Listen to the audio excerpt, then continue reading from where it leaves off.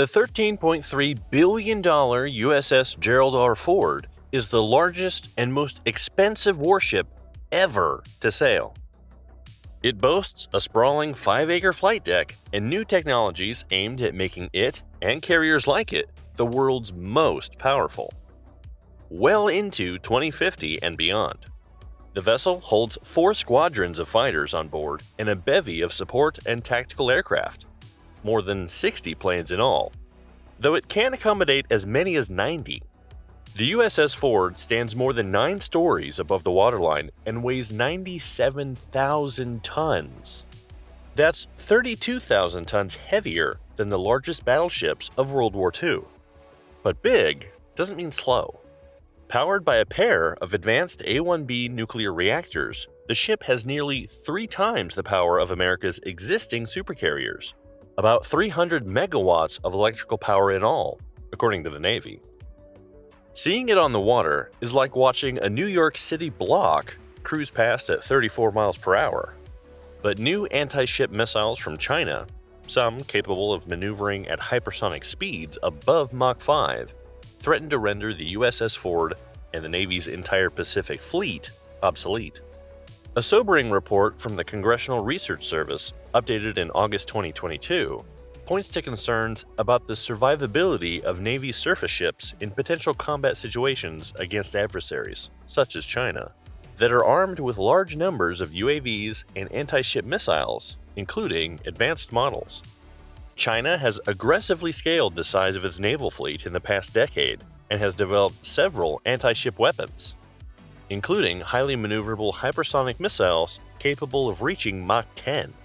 China isn't hiding the fact that those weapons are intended to repel American ships. The USS Ford and ships like it have a battery of anti-missile defenses, but none are capable of protecting it in a prolonged battle against China's latest weapons. To maintain dominance in the Pacific, to just keep its ships afloat, the Navy is going all in on a new technology that has remained out of reach for decades: the laser. The benefits are tantalizing. Powered by a large fuel source, the Ford's hulking nuclear reactors fit the bill.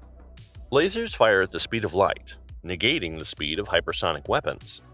They can reload quickly to fend off swarms of drones, and they don't require stores of ammunition, giving ships nearly unlimited firing opportunities. In 2021, the Biden administration formed a Pentagon task force to assess the threat posed by China's rapid naval expansion.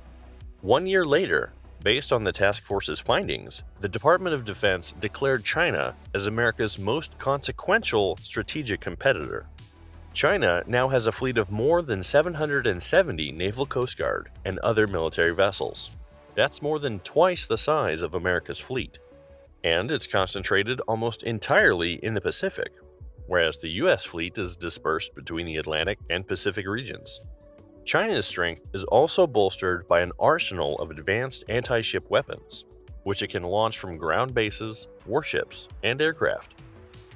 The most potent are its long-range missiles like the DF-21D and DF-26. But the most fearsome is the DF-ZF, a hypersonic missile that can reportedly reach speeds of Mach 10 and attack from more than 1,500 miles away. China's hypersonic weapons aren't the only threats. Carrier commanders have long understood their vulnerability to batteries of anti-ship cruise missiles. When fired in high numbers, the weapons can overwhelm a ship's defenses. Swarms of relatively cheap, long-range suicide drones could cripple a carrier group just as easily. Replace airplanes for drones and high-speed missiles, and the Navy's predicament becomes clear. Its largest carriers and most heavily armed destroyers aren't equipped to defend against throngs of invaders descending from the air. Today, the USS Gerald R. Ford sails with what's called a carrier strike group, an armada of 10 or more cruisers, destroyers, and frigates, and sometimes a submarine or two. At least 2 of those vessels specialize in air defense, usually Arleigh Burke-class guided missile destroyers. These ships provide the first layer of protection against enemy attacks using powerful onboard radars to detect targets more than 200 miles away. The ships are armed with surface-to-air missiles and the Navy's Phalanx Seawiz close-in weapon system, which operates a radar-controlled 20mm 6-barrel Gatling cannons that fire 4,500 rounds per minute. All told, a carrier strike group has enough hardware to intercept dozens of inbound missiles from as far away as 200 miles. But it becomes defenseless as soon as the ships run out of interceptors to fire, which must be stored and then restocked after the battle.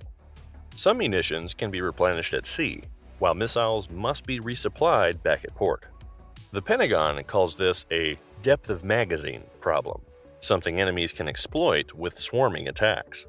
The Pentagon believes that powerful lasers are the best defense against swarming drones. Unlike blasters in Star Wars, laser beams don't explode when they hit a target. Instead, they deliver intense heat. At lower power output, lasers can confuse the optical sensors on a drone.